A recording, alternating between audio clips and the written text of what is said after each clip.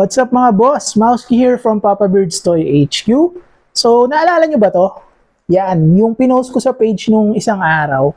Kaso naging sobrang busy ko sa office, hindi ko na napakita sa inyo kung ano yung laman ng mga boxes na yun. Kaya today, papakita ko sa inyo kung ano yung laman ng box. Tapos, i-reveal din natin kung ano yung picture na tinakpan ko dun sa post na yun mga boss. Kaya, arat!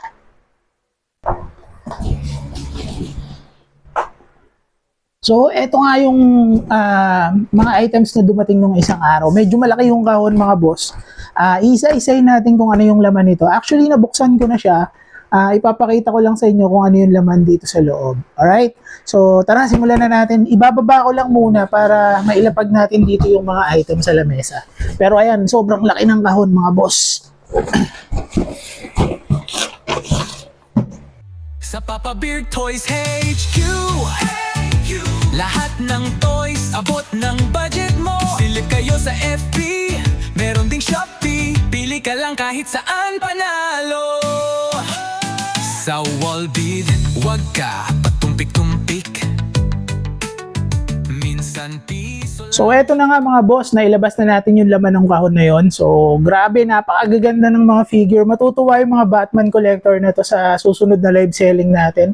So abangan nyo yan kasi lahat to isasalang natin sa next live selling natin this week. Okay? So dito, simulan muna natin dito sa harap.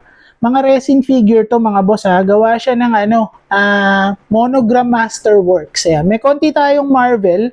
Tapos, ayan, may DC, Batman of course, tsaka ito minifigure na Batman. So, all of this gawa to sa resin mga boss. Medyo bihira na rin yung mga yan. Ito talaga rare. Ayan. So, nakakuha din tayo ng Room Gargoyle na Batman mga boss by Kotobukiya. Napakaganda nitong figure na to. I-flex din natin to sa live kaya abangan nyo this week. Ayan. Tapos, another rare figure. Ito.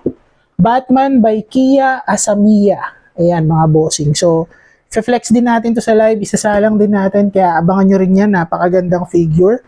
May bobblehead tayo. Meron tayong Batman and Robin pa dito. By Yamato. Ayan. Yamato, Batman and Robin. Bihira na rin to Tapos, another resin figure. Animated series na Batman Justice League. Ayan. So, lahat yan.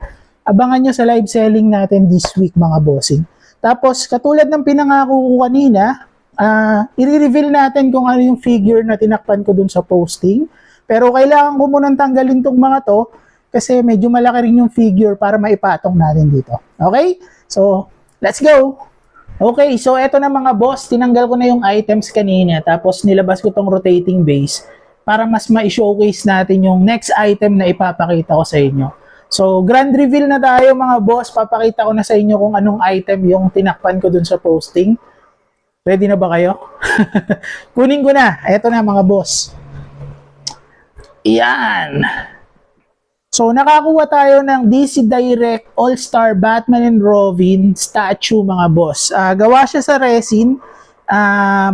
Limited release lang siya. So, numbered resin siya mga boss. And napakaganda ng number nito. If I'm not mistaken, 757 yung number niya. 757 siya. Out of 1,500, kung di ako nagkakamali. Check ko kung ilan yung nirelease nito. Pero most probably gagawa ako ng separate video para sa unboxing nito para makita nyo yung laman sa loob. Okay, napakalaking figure. Actually, nung dumating to dito sa bahay, nagulat din ako kasi di ko siya in-expect na ganun siya kalaki.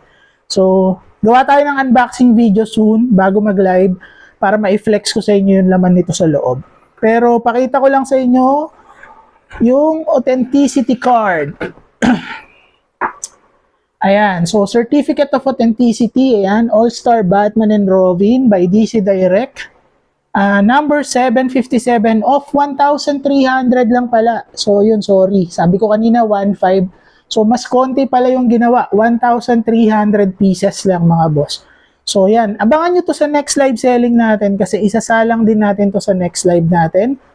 Or if you're really interested, mag-PM lang kayo sa page to inquire mga bossing. Okay? So, huwag kayong mawawala. Keep on following the page kasi mag-a-announce ako kung kailan yung next live selling natin sa page.